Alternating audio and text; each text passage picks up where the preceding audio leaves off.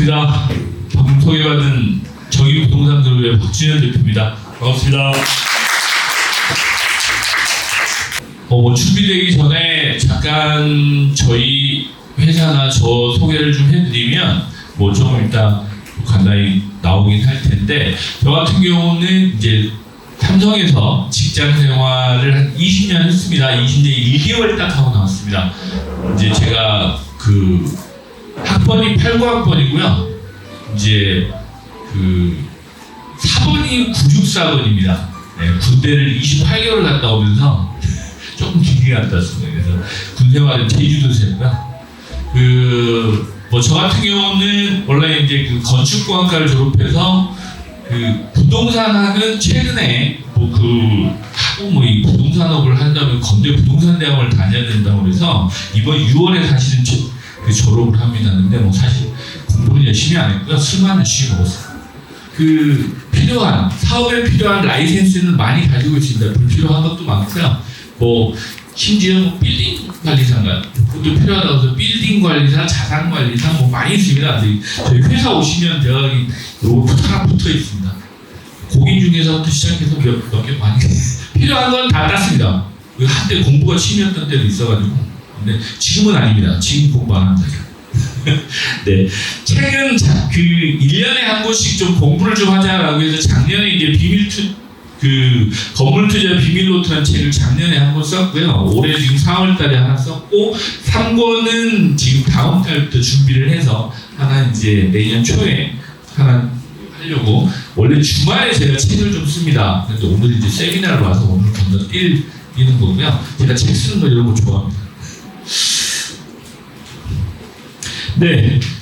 오늘 저희 회사에 이제 오셔가지고 이렇게 세미나 신청을 해서, 사실 제가 세미나를 전문으로 하는 사람도 아니고 이렇게 강의를 하는 사람이 아니기 때문에 유튜브를 보고 오셨다고 그래가지고 거기에 또 제가 감동을 받아서 차마 거절을 할 수가 없었습니다. 그래서 오늘 이제 이런 자리를 참석하게 됐고요. PF 시장 동향하고 전망에 대해서 말씀을 좀 해주십사 해서 이제 저희들이 원래 사업을 하면서 제가 유튜브를 하다 보니까 유튜브 쪽에서 이제 필요한 정보들, 이런 지금 상황들을 저희 이제 네트워킹이 있죠. 저희도 이제 사업을 하다 보면 네트워킹이 필요해서 그쪽에 이제 시장 동향 이런 것도 좀 있어서 이제 확인하고 여러분들한테 좋은 정보도 좀 드리려고 오늘 PF 관련한 내용도 좀 첫 번째 시간에 준비를 좀 했습니다. PF 시장 여러분들 이 구조는 네이버 찾아보시면 다 나오는 내용들이고, 최근에 지금 여러분들이 PF 부실 관련해서 많은 언론들이 많이 이렇게 기사를 내고 있죠.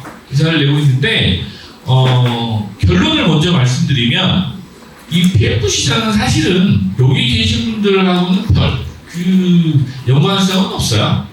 연관성은 없고, 지금 언론이나 기사나 이쪽에서 내보내는 건 무슨 얘기냐면, 실질적으로 기업이나 금융 쪽에, 금융기관들이죠, 그쪽 부실이 생겨주는 거를 막아주세요 라는 메시지고, 정부나 이쪽 한국은행 이쪽 기관들에서 그걸 지원해주는 거에서 국민들이 공감을 좀 해주시는 그런 계기를 좀 언론 플레이를 한다 라는 게 사실 맞을 것 같습니다. 사실 여러분들이 브릿지론이나 PF나 이쪽하고 관련될 일은 없고, 여러분들한테 직접적으로 영향을 미친다고 하면 좀 PF 분양받았던 물건들이 준공을 못 지켜서 문제가 생기실 수 있는데, 가끔은 준공이 늦어지시는 것도 좋을 때도 있어요. 네, 준공 늦어지시면 여러분들 분양가 보상 다 받습니다. 이거는 이제 오늘 세미나 오신 분들한테 그냥 말씀드리면, 원래는 6월 달에 PF 쪽 부실이 터지게 돼 있었습니다. 실제로 터지기 시작한다고 해서 저희 투자자분들 같은 경우는 적게는 몇십억씩, 많게는 1,000억, 2,000억씩 갖고 계신 분도 많아요. 강남에 많으신데, 그분들 같은 경우 6월 달에 NPL 물건이 나온다고 해서 준비하고 계셨어요. 네, 공매나 경매나 좀 나온다고 대기하고 계셨습니다. 돈 대기하고 있다가 한 2주 전인가 정부에서 대출단 모아가지고 그거 문제 안 생기게 일단 막으세요라고 한 거잖아요. 언론에 한번 나왔습니다. 근데 이제 좋은 표현을 했죠. 좋은 표현으로 이렇게 지원 대책 마련해라 뭐 이렇게 표현을 했는데 실제로 그쪽에서 이제 압력을 좀 넣죠. 저 브릿지론입니다. 브릿지론이 금리가 가장 세죠. 기본 한 15%에서 18%, 많게는 20%까지 나옵니다. 금리가 한 6개월에서 1년 정도인데 지금은 현재 상태는 브릿지론 같은 경우는 2개월에서 3개월 단위로 그냥 호흡기 달아준 정도입니다. 현재는. 그래서 시장이 그렇습니다. 그래서 원래 지금 다른 이면에서는 9월 달쯤에는 또 터지기 시작할 거다라는 기사가 나오는데 뭐 그렇게 터질 것 같지는 않습니다. PF 시장에 문제가 생기는 이유는 딱 한 가지입니다. 금리 때문에 그래요. 금리 때문에 그런 거고 궁극에는 주택 시장이 지금 뭐 가격이 많이 떨어지고 하긴 했는데 다시 또 서울 수도권은 어차피 분양이 되잖아요. 그럼 PF 쪽은 한꺼풀 꺾였다고 보시면 될 것 같고요. 그 다음에 문제는 지방입니다. 지금 지방에 뭐 많이 보셔서 알겠지만 미분양이 7만 5천, 7만 8천까지 갔다가 7만 2천 세대까지 다시 줄기는 했습니다. 미분양 세대가. 문제는 준공하는 그 현장들이 미분양이 계속 늘어납니다. 분양에서 분양이 100%가 안 되면 미분양으로 잡히기 시작합니다. 그런데 공사 중에 미분양인 거는 공사 끝날 때까지 최소한 뭐 80%, 90% 정도 하면 뭐 70%만 넘어도 사실은 PF는 성공했다고 해요. PF 프로젝트들은 뭐 분양이 성공했다고 표현하는데 지금 가장 위험한 건 뭐냐면 준공한 프로젝트들의 미분양입니다. 그게 지금 계속 늘어나고 있어요. 그게 특히 또 지방 쪽에서 많이 늘어나고 있어서 그건 좀 문제가 좀 되는 것 같아요. 현재 지방 쪽 저 PF 시장이 어려워서 잡고는 있지만 언젠가는 터질 폭탄이긴 합니다. 지방 쪽 PF는 쉽지는 않습니다. 왜냐하면 인구도 많이 줄고 그런 상황이다 보니까 작년 레고랜드 사태 저게 계기가 컸어요. 사실은 저 레고랜드 사태 가장 큰 영향은 뭐였냐면 신뢰를 깨뜨렸습니다. 신뢰가 깨진 부분이 가장 컸어요. 그래서 이제 저 레고랜드 사태에 대해서 금융권이나 이쪽 투자 시장에서는 많이들 우려를 좀 표했죠. 궁극에는 제가 이제 제 유튜브에 여러분들한테 말씀을 드린 게 금리입니다. 이게 PF를 하거나 시행사 쪽이 살아나는 방법은 금리밖에 없습니다. 저들이 살아나는. 물론 분양시장도 살아야 되는 건 맞지만 저 사람들이 버틸 수 있는 건 금리입니다. 금리가 지금 워낙 높다 보니까 그 금리가 15% 예를 들면 브릿지론이나 PF가 10%를 넘어가면 PF 사업의 이익률이 보통 한 15%에서 25% 사이에서 그분들이 사업을 하거든요. 시행사업을 하시는데 그걸 전부 다 이자로 내셔야 되는 겁니다. 그러다 보니까 사업을 할 필요가 없는 거예요. 그러면 그 사람 시행사 쪽은 그냥 우리 흔한 말로 나자빠지면 온전히 이제 그 부실은 금융권하고 정부에서 지게 돼 있는 구조로 돼 있어요. 그러다 보니까 시행사를 그냥 살려내고 있는 겁니다. 현재까지. 그래서 그렇고 내년의 분양시장이나 올 하반기 분양시장도 분명히 좋지는 않습니다. 단지 지금 서울이나 수도권 일부 지역에 분양이 된다고 이렇게 나오긴 하지만 지금 6월 달부터 이제 저희는 현장에 있지 않습니까? 현장에서 비즈니스를 하는 사람들이니까 현장 지금 상황은 어떠냐면 강남 같은 경우에는 건물 매물도 지금 많이 나오는 상황이고요. 그 다음에 주택도 거래는 급격히 줄고 있습니다. 주택시장 관망세로 이미 접어들어서 그렇고 엊그저께 기름을 좀 부어놨죠. 일반인들은 파워로장이 금리를 2번 정도 또 올릴지 모른다라는 게 이제 공포감이 좀 있잖아요. 그러다 보니까 준비를 하고 계셨던 분들도 주춤주춤 하고 계신 상황이에요. 그런 상황인데 그건 이제 사실 저는 유튜브에다가 그렇게 말씀드려요. 우리나라 금리는 사실 걱정할 상황은 아닙니다. 왜? 경기가 너무 안 좋습니다. 그래서 지금 기업들도 그렇고 여러분들도 여기 지금 대부분 투자자분들로 알고 계신데 투자자분들은 상황이 비슷하세요. 금리가 떨어지는 걸 기다리고 계신다거나 금리가 떨어질 신호가 오기를 기다리고 계시거든요. 왜? 투자자들은 원래 그렇습니다. 그래서 한국은행 총재도 지금 난감한 상황이죠. 왜? 금리 올리면 다 죽습니다. 지금 이 상황에서 금리를 올리는 건 시장에다가 폭탄 던져주는 거하고 비슷합니다. 버틸 수 있는 게 6월 달입니다. 잘 생각해 보시면 작년 6월부터 우리나라 금리를 5월이죠 정확히 5월부터 금리를 올리기 시작해서 급격하게 6개월 동안 올렸습니다. 그거를 못 버티는 거거든요. 근데 여기다 한 번 더 올린다 아니면 조금 더 올린다 이래버리면 우리나라 시장 상황은 거의 잘못하다간 일본 꼴 난다라는 생각도 하고 있어요. 회복을 못합니다 이제. 그래서 침체까지 가는 건 괜찮은데 저성장 기조로 들어간다라는 건 정말 위험한 겁니다. 지금 기업들이 현금성 자산으로 보유하고 있는 돈만 역대 최저로 보유하고 있습니다. 이유는 금리 때문에 그렇습니다. 이자 낸 돈을 준비하느라고 바빠요. 바쁘다 보니까 기업들이 혹시 모르니까 부도나면 안 되잖아요.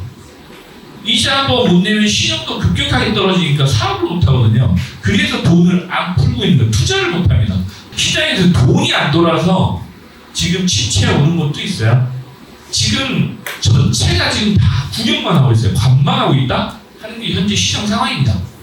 원래 노무라증권이 올 초에 5월달에 우리나라 금리 내려준다고 했었어요. 그러다가 그건 쏙 들어갔고 NH증권에서 최근에 7월달 금리 인하론이 나왔었어요. 근데 7월달까지는 지금 한국은행 총재 스탠스로 봐서는 어려울 것 같고요. 9월달쯤에는 내려줘야 되는데 아쉬운 거는 9월달에 우리나라 금통위가 안 내려집니다. 그래서 10월달에 아마 내려줄 것 같아요. 네, 그런 상황도 있어요. 9월달에 근데 미국은 연준이 열려요. 네, 그걸 한번 보시면 될 것 같아요. 이제 여기서 여러분들한테 중요한 정보를 좀 하나 말씀드릴게요. 분양하는 시장, 특히 주택 쪽 시장이 어려운 겁니다. 현재 PF 시장은. 그럼에도 불구하고 좋은 시장이 있어요. 무슨 얘기냐면, 저희 나라 환율이 지금 1,300원이잖아요. 1,300원이고, 일본도 똑같이 제가 말씀드립니다. 일본 지금 우리나라 엔화하고 우리나라가 지금 900원입니다. 900원까지 떨어졌어요. 그죠? 누구죠? 워렌 버핏인가요? 워렌 버핏이 일본에다가 돈을 많이 갖다 투자하셨다고 그래요? 일본이 뭘 보고 투자하는지 모르겠어요. 혹시 이해되시나요? 제가 생각하기에는 환율 때문에 그렇습니다. 그 사람이 지금 일본에 산업이 볼 게 뭐 있다고 다 주고 가는데 반도체 투자한다고 했지만 그거 돈 수익 나오려면 10년 이상 걸릴 텐데 그죠? 네. 그냥 갔다가 너도 20%는 먹잖아요. 단기간에. 자, 우리 환율이 1,100원이었습니다. 일본 엔화가. 그쵸? 그런데 지금 900원이에요. 근데 900원도 지금 비싸다고 880원, 850원까지 떨어질 수 있다라고 그래요. 그럼 환차익은 걷어도 20%는 거두는 겁니다. 그렇지 않을까요? 저 그 생각을 했습니다. 그래서 제 아들한테 어저께 야, 달러 사지 말고 엔화 사라고 그랬어요. 우리나라는 지금 상황이 어떠냐? 비슷해요. 싱가포르 투자청이나 유럽 투자청, 외국의 아랍 자금들 있죠? 그 자금들은 들어오기 시작했어요. 지난달부터. 환율이 1,200원을 넘어가고 1,300원을 때리면서 들어왔습니다. 왜? 여러분들 생각해 보시면 됩니다. 우리나라에 1,000억 건물을 사요. 1,000억 건물을 살 때 그 사람들은 1억 불을, 한 2억 불을, 1억 불이죠? 1억 불을 들고 온 1,300억이잖아요. 그쵸? 1,300억으로 바꿔줬을 거 아니야. 그쵸? 그래갖고 1,000억짜리 건물을 사셨단 말이에요. 300억 남았잖아요. 300억 들고 계시잖아. 은행 갖다 놓고 가만히 계시다가 한 푼도 안 나는 1,000억 다시 팔고 나가. 내년에 환율 1,000원, 달러당 1,000원일 때 30% 남기는 겁니다. 1년 만에. 이해되시죠? 이미 지금 싱가포르 투자청 그리고 유럽이 코로나 때 다 나갔어요. 유럽 투자청도 나갔다가 지난달에 지금 서울사무소 개설했습니다. 저지난달인가요? 4월달에 이미 유럽 애들은 들어왔습니다. 왜? 환율 때문에 그렇습니다. 우리나라 지금 빌딩 시장도 안 좋다고 하는데 그게 그래서 그런 겁니다. 지금 외국인들은 시세 차익형이나 임대를 통한 수익형은 투자한다. 지금 강남의 오피스 공실률이 거의 제로잖아요. 거의 제로인데 어디만 지금 어렵냐? 공실은 없습니다. 거의 0%대라고 보시면 돼요. 자연 공실률 1%, 2%? 그리고 이제 사업들을 쓰시는 데는 어차피 임대를 안 주시니까 그렇고 위워크하고 패스트파이브 공유 오피스들 있죠. 거기가 많이 어렵습니다 지금. 왜? 투자자가 안 들어오잖아요. 거기엔 대부분 스타트업이나 IT 계열의 벤처 회사들이 들어옵니다. 그런데 지금 작년 1년 이후로 급격하게 투자가 안 들어옵니다. 그럼에도 불구하고 공실률은 제로예요. 왜? 그 사람 거는 이미 임대가 된 걸로 나오거든요. 베스트5에서 그 건물을 임대 100%한 거예요. 그래서 공실이 안 잡혀요. 그건 자기네들 비즈니스잖아요. 사업을 못해서 적자나는 거지 공실이 아닌 거거든요. 이제 시장은 그렇게 이제 통계를 하게 돼 있습니다. 그래서 지금 오피스 시장이나 상업용 시장은 뭐 우려하실 필요 없습니다. 단지 주택 시장만 어렵다. 그리고 주택 시장도 서울의 수도권의 시장은 괜찮다. 그러나 지방에 지금 분양을 했는데도 안 되고 있는 아파트들, 주택 시장이 어려운 상황이다라고 보시면 됩니다. 그리고 분양 시장 중에서도 오피스텔 시장은 거의 지금 폭망하는 상태입니다. 저희 지금 이제 저희가 알고 있는 지인들뿐만 아니라 저희 관련된 프로젝트들 오피스텔 분양을 거의 다 포기했습니다. 아주 하이엔드로 분양하는 것 빼고는 일반 오피스텔 분양 시장은 거의 지금 올해는 우리 흔한 말로 전방문 닫았다라고 보시면 됩니다. PF 시장 같은 경우는 내년 상반기를 노리고 있습니다. 내년 4월 이후를 좀 보고 PF 시장은 좀 전망을 좀 하는 게 맞다. 그때까지는 특별한 이슈는 없을 것 같습니다. 주택 트렌드 앞으로 이렇게 바뀌었다는 얘기인데 이제 이 얘기를 제가 이제 이건 이제 재건축 프로세스 다 아시는 얘기니까 이 얘기 전에 이제 여러분들한테 이 말씀 드리고 싶어요. 지금 여기 이제 연배들이 좀 있으신 분도 있고 좀 젊으신 분도 보이시긴 한데 예전에 저희 부모님 세대입니다. 부모님 세대들은 들고 있으면 다 올랐습니다.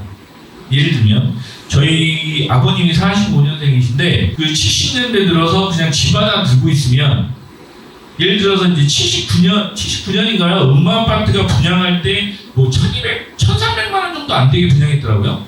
압구정 현대아파트 80평이 저번에 조사해봤더니 79년도에 9,500만 원이었습니다. 지금 얼마죠? 80억인데 매물이 없죠.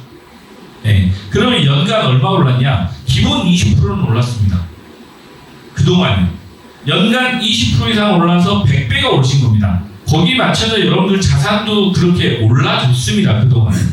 그동안은 들고 있으면 그냥 여러분들 이제 엊그저께 저희가 이제 43년생이신 기수동에 사신 이제 저희 강남 JC 회장님이셨던 분을 이제 미팅을 하면서 야, 투자는 뭔지 알아? 들고 있으면 잘 버티면 그놈이 돈을 벌었어라는 게 그분 마인드예요.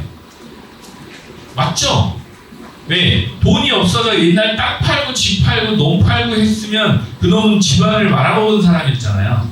자식들 중에. 왜? 그 좋은 재산을 왜 팔아먹냐는 거지. 그런데 지금은 아니죠. 이제는 아닙니다.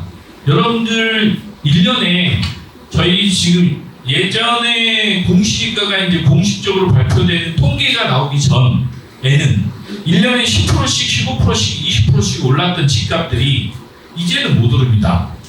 왜? 인구가 태어난 게 18만 명 태어났다고 해서 20만 명이 채 안 태어나요, 1년에? 그쵸? 그러면 남녀 부부를 반반이라고 치고 부부가 결혼해봐야 1년에 9만 세대밖에 안 생겨요.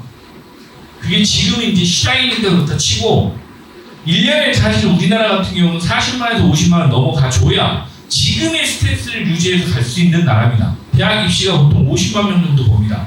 왜? 재수생 포함해서. 그런데 2030년에도 그럴까요? 저는 안 그럴 것 같아요. 왜? 인구가 급격히 줄어서 학교가 필요가 없는데 뭐 교육부 장관이 초등학생한테 AI 교육한다고 그러죠. 의무 교육하듯이. AI 교육을 10년 뒤면 그 초등학생들 대학교 들어오잖아요. 그럼 지금 굳이 서울대 가실 필요 없잖아요. 저는 그렇게 생각합니다. 세상이 그렇게 바뀌어 간다는 거죠. 여러분들 핸드폰 지금 나온 지 20년 됐나요? 20년 조금 넘었나요? 제가 삼성 다닐 때 이건희 회장이 IOC 위원 되셨다고 해서 삼성 디지털 카메라를 선물로 전 직원한테 받았습니다. 그런 세상에서 살았었죠. 저희가. 저 같은 경우는 대학교 때 96년도 4번인데 삼성에 왔더니 486 컴퓨터가 있었습니다. 전 직원한테. 그리고 펜티엄하고 이렇게 486 펜티엄 바뀌어가던 시절이었어요. 저는 대학교 레포트를 컴퓨터로 못 쓰겠습니다. 교수님이. 왜? 베껴 쓴다고. 그래서 이렇게 손글씨로 레포트 내라고 했던 세대거든요.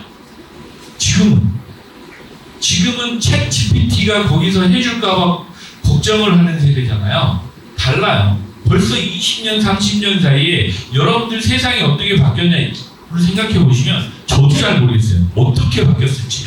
근데 제가 참고하는 게 하나 있습니다. 여러분들 E.T. 아시죠? E.T. 네, E.T.는 아실 것 같아요. 스타워즈도 아시죠? 딱 그대로 바뀌어가는 것 같지 않으세요? 그런 세상에 굳이 서울대 가서 의대 가시면 뭐 할 건데요? 저희도 이제 아들이 하나 있긴 한데 굳이? 라고 생각합니다. 세상이 그렇게 바뀌고 있습니다. 또 하나는 제가 왜 이 주택 트렌드 하면서 그 스타워즈 이런 이상한 얘기를 하느냐. 지금 오늘 아침에 보니까 동부이천동에 뭐 한강맨션부터 시작해서 거기가 지금 50억씩 해요. 재건축하는 아파트들이 50억 한다고 하는데 저 50억짜리 사가지고 재건축하면 저 50억을 사시는데 대체 얼마에 파시려고 저걸 50억에 주고 살까라는 생각을 합니다. 보통 재건축 투자하시면 여러분들 한 15년에서 20년 걸립니다. 입주까지. 짧게 걸리는 게 그렇습니다. 음마아파트가 지금 20년 동안 아무것도 못했잖아요. 그쵸? 이제 뭐 상가하고 합의했네만에 하는 거니까. 20년 동안 아무것도 못해요. 지금부터 거기는 20년이에요. 짧으면 15년. 그러면 여러분들 금리 4%로 20억을 갖다가 은행에다 갖다 놓고 복리를 계산하시면 20년 뒤에 딱 43억이 나옵니다. 4% 기준으로. 그러면 음마아파트 사실래요? 은행 갖다 놓으실래요? 자, 현실적인 문제를 말씀드리는 겁니다. 지제는 생각이 바뀌셔야 돼요. 옛날에 음마아파트가 20년을 갖고 있었으면 1억 원짜리가 20억이 될 때는 20배 정도 뛸 때는 괜찮았어요. 그리고 또 하나, 음마아파트가 지금 들고 계신 분들은 그렇게 생각해요. 31평짜리 지금 22억 요 정도 하시는데 그게 이제 입주할 때는 34평 받아가지고 평당 뭐 한 1억 5천? 뭐 분양가가 7,700이라고 하니까 평당 1억을 생각하시는 거잖아요. 그럼 34억 받겠다는 거잖아. 15년 뒤에 거기다 왜 투자하시냐고요.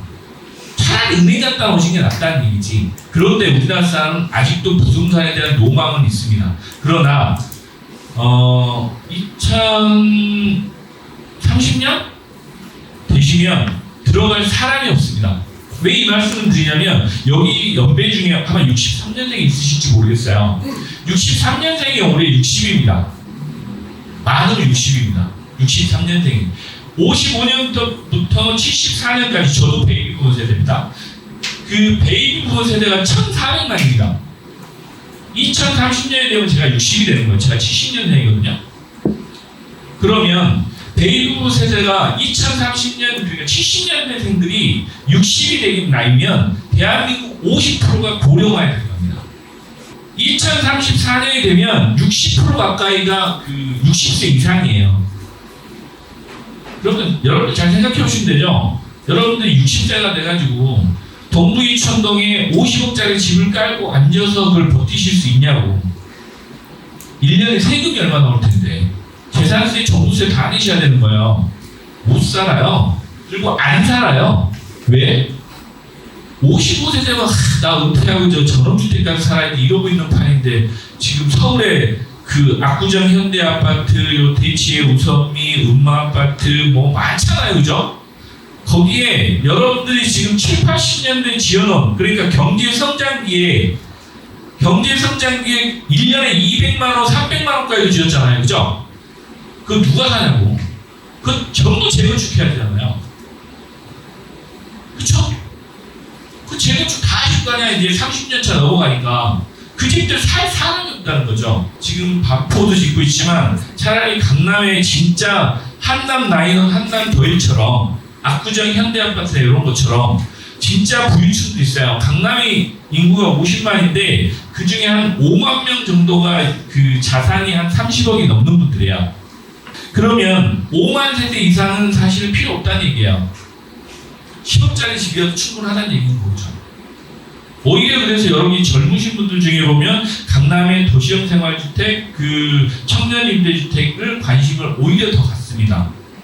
실제로 역세권에 교통 편하잖아요. 그리고 지금 대입부동산에 그 1,400만 은퇴하고 나면 경제 규모 자체도 이제는 트렌드가 바뀔 거다라는 게 제 생각입니다. 예전처럼 저렇게 재건축 투자하시는 거는 아니라 하시더라도 이제부터는 방망이 짧게 잡고 일단 호재가 나와서 예를 들면 음마아파트처럼 뭐 그 이런 기사를 내주잖아요. 띄워주잖아요. 예를 들면 자 거기에 뭐 지하철 들어온대요, GTX 들어온대요, 뭐 재건축 정비구역 통과됐대요, 조합 설립했대요. 이런 이슈 나와서 좀 올라줄 때 팔고 나오시는 겁니다. 입주까지 가는 게 아닙니다. 잘 따져보셔야 된다는 얘기예요. 투자하실 때는. 그래서 방망이를 짧게 갖고 가시라라고 말씀을 드리는 거고, 제가 최근에 이제 저희 투자자분들한테 말씀드렸어요. 요즘에 방망이 짧고 2, 3년에 한 번씩 갈아타면서 2억 투자해가지고 뭐 한 5천이라도 벌어서 수익률이 25% 이상 낼 수 있으면 해야죠. 그쵸? 계산세는 안 내잖아요. 들고 있는 동안에. 그러다가 또 안 되면 입주하기를 팔면 되지. 시주세 내기 싫으면. 네, 세금 내. 벌었으면 세금 내는 거예요. 1억 벌어가지고 5천만 원 내라면 땡큐하고 내면 되지 뭐. 자, 그게 투자입니다. 여러분들 투자 마인드 이제 좀 바꾸셔야 된다는 말씀을 드리려고 이걸 설명을 드린 거고요. 이거는 뭐 참고해 보시면 될 것 같습니다. 지금부터 여러분들 정말 입주 많이 합니다.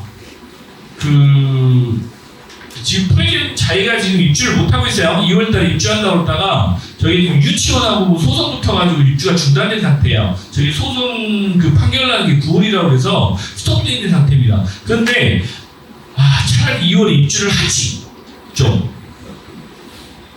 왜냐하면 저게 입주를 저걸 9월로 늦추면 저때 뭐가 들어오냐 원벨리 들어오고요. 연말에 저 개포 1단지가 들어옵니다. 강남 아주 난리 납니다. 저 강남에 한 12,000세대, 그러니까 집값으로 따지면 30억짜리 집들이 20억이 넘는 30억짜리 집들이 40세대가 풀리는 거예요. 사람 없어요. 저거 20억, 30억씩 주고 대출 받아서 한다고 치더라도 저거 어떻게 감당하죠? 근데 언론에 저게 안 나옵니다. 왜? 통계에 안 잡힙니다. 입주 날짜가 확정된 거는 통계에 안 잡혀요. 매번 말씀드리는데 제가 유튜브에 자꾸 말씀드리거든요. 근데 이 통계에 또 없는 게 있어요. 여러분들. 강남의 하이엔드 오피스텔이라고 여러분들 그 22년, 21년 엄청나게 분양했어요. 그 강남도 그렇고 논현동 막 이렇게 해가지고 그 브라이튼도 마찬가지죠. 결국 브라이튼은 그 분양을 포기하고 임대로 돌렸습니다. 임대로 돌렸는데 그런 하이엔드 오피스텔 입주마저 계속 몰려있습니다. 10억 이상 다 넘어요. 막 그런 것들 입주까지 오면 감당을 못합니다. 사실은 그 입주를 어떻게 할지 걱정되는데 실제로 지금 역전세란이 문제가 아니고요. 입주대란도 문제입니다. 그리고 뭐 수색에 지금 이번 달부터 입주죠. 수색도 입주해요. 한 3,000세대 뭐 저기 청량리 뭐 한양수자인 뭐 많죠. 내후년까지 강남 4구에만 입주하는 게 저기 있네. 둔촌주공. 둔촌주공이 내년 말이죠. 25년 1월인가요? 거기가 만세대잖아요. 그쵸? 여러분들 한번 경험해 보시잖아요. 헬리오시티 그 부천 만세대 조금 안에는 그게 입주했을 때 강남 3구에 미치는 영향. 그러나 둔촌주공만 입주하는 게 아니고요. 저 아까 주공 S클래스, 그 다음에 천호역 이런 거 많습니다. 천호역 가서 보시면 이거 말고도 많아요. 그 청년임대주택, 도시형 생활주택, 그 다음에 생활형 숙박시설까지 무지막지하게 많습니다. 그 시간에 지어난 것들이. 근데 그 얘기는 아무도 안 해요. 그런데 여기 오신 분들은 어차피 투자에 관심이 있으신 것 같아서 이때 투자하시면 됩니다. 들고 계시다가 저때 투자하시면 되는 거예요. 내버려둬도 알아서 떨어져 줄 거니까 그냥 편하게 저때 가셔서 투자하시라고 그래요. 그래서 기다리는 것도 투자입니다. 어떨 때는. 좀 지금은 주택 투자하실 때는 아닌 것 같고요. 제가 보기 그 여름 휴가 편안하게 다녀오시고 그 이후에 보시면 투자하실 수 있어요. 네, 때는 옵니다. 그리고 이번에 이제 그 코로나 사태도 보셨을 거예요. 점점 더 짧아집니다. 왜? 지금부터는 데이터가 쌓이기 시작했습니다. 인터넷이 생기고 한 30년이 되니까 우리나라 부동산도 마찬가지지만 여러분들 그 도면이 없어요. 원래 90년대 이전에는 우리나라 건물은 도면이 없습니다. 그나마 이런 음모아파트 이런 거나 도면이 그 그 데이터로 있는 게 아니고요. 청사진이라고 그러죠.